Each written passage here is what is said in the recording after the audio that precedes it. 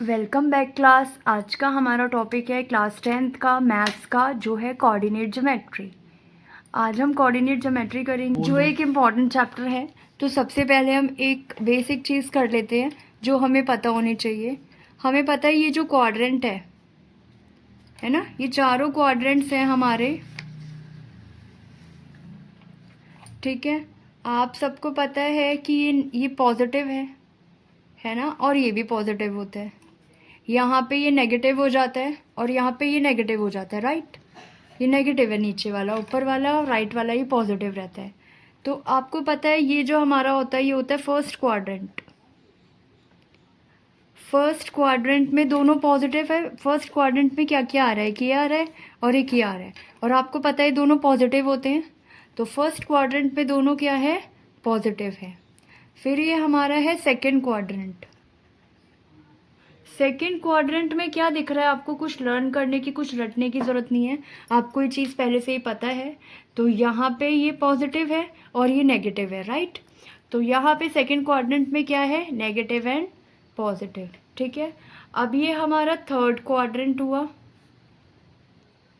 Third quadrant में क्या है आप मुझे बता सकते हो, आपको पता भी है ये हमारा नेगेटिव है और ये भी नेगेटिव है। तो थर्ड क्वाड्रेंट में दोनों नेगेटिव हो गए। फोर्थ क्वाड्रेंट में क्या है आप सबको पता चल गया होगा, ये पॉजिटिव है और ये नेगेटिव है, तो एक पॉजिटिव एंड एक नेगेटिव। तो हमें ये पता होना चाहिए कि first quadrant, second quadrant, third quadrant, fourth quadrant, है ना। इसमें कैसे होता है पॉजिटिव नेगेटिव, क्या कैसे होता है, ठीक है। तो जो हमारा कोऑर्डिनेट ज्योमेट्री चैप्टर है, इसमें कुछ फॉर्मूले हैं जो हम करेंगे, ठीक है। तो फॉर्मूले आसान हैं, हमें रटने नहीं है। जैसे जैसे हम क्वेश्चन करते जाएंगे हमें फॉर्मूले पता चलते जाएंगे, राइट। अब हमारा जो क्वेश्चन है डिस्टेंस फॉर्मूले का क्वेश्चन करते हैं एक दो। तो इसमें है हमें इफ़ द पॉइंट्स ए, जो ए के कोऑर्डिनेट्स हैं वो 4 एंड 3 दिए हुए हैं, एंड जो बी के कोऑर्डिनेट्स हैं वो x एंड 5 है, they are on this circle with centre O. तो हमें जो ओ सेंटर है वो गिवन है, जिसके कोऑर्डिनेट्स है 2 और 3। We have to find the value of X. तो हमें क्या फाइंड करना है, यहाँ पे हमें एक्स की वैल्यू फाइंड करनी है।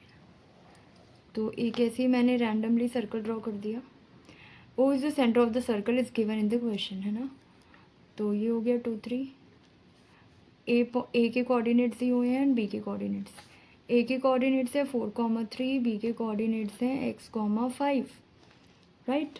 हमें पता है डिस्टेंस फॉर्मूला क्या होता है हमारा, x2 minus x1 square plus y2 minus y1 square. उससे पहले एक स्टेप और, यहाँ पे ये है, तो मतलब अगर ये it is given in the question that they are on the centre of the circle.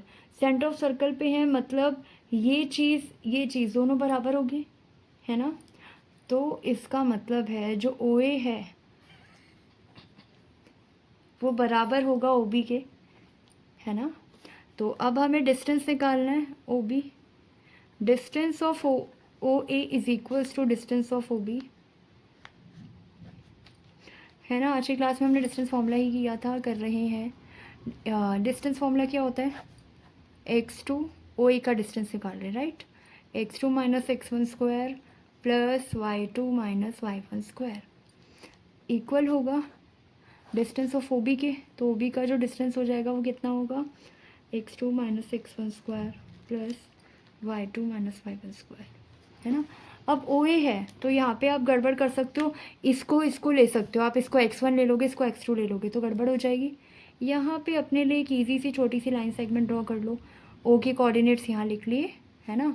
ए के कोऑर्डिनेट्स आपने यहाँ लिख लिए, ऐसे यहाँ पे ओ के कोऑर्डिनेट्स आपने लिख दिए एंड यहाँ पे बी के कोऑर्डिनेट्स लिख दिए, है ना। बच्चे कंफ्यूज हो जाते हैं, ओ ए को देखते हुए वो ए ओ निकाल देते हैं, दैट मीन्स 2 माइनस 4 का स्क्वायर और 3 माइनस 3 का स्क्वायर। गलत हो जाता है क्योंकि ओ पहले है, ओ ए लिया है हमने, तो ओ के कोऑर्डिनेट्स पहले आएंगे, ठीक है। इस चीज़ का ध्यान रखो। थोड़ा तेज बोलो। ओ ए का डिस्टेंस मतलब ओ, यहाँ पे हमारा ये x1 है, ये y1 है, ये x2 है एंड ये y2 है। तो x2 माइनस x1 मतलब 4 माइनस 2 का स्क्वायर प्लस y2 कितना है हमारा 3 माइनस 3 का स्क्वायर, y1 भी 3 है, ठीक है। यहाँ पर x2 minus x1 square, x2 ये x1 है, ये y1 है, ये ये x2 है एंड ये y2 है। सॉरी, तो यहाँ पे x2 हमारा हो गया x माइनस x1 हो गया 2 प्लस y2 हो गया 5 और y1 हो गया 3। अब हम इसको सॉल्व करते चले जाएंगे। 4 माइनस 2 दैट इज़ 2 का square plus 3 minus 3 that is 0 का स्क्वायर। x माइनस 2 का स्क्वायर को अभी हम ऐसे ही रखते हैं। 5 माइनस 3 दैट इज़ 2 का स्क्वायर। तो आपको पता है स्क्वायर से रूट कट जाता है ना, तो यहाँ पे बस हमारे पास क्या बचा, यहाँ पे सिर्फ हमारे पास 2 बचा।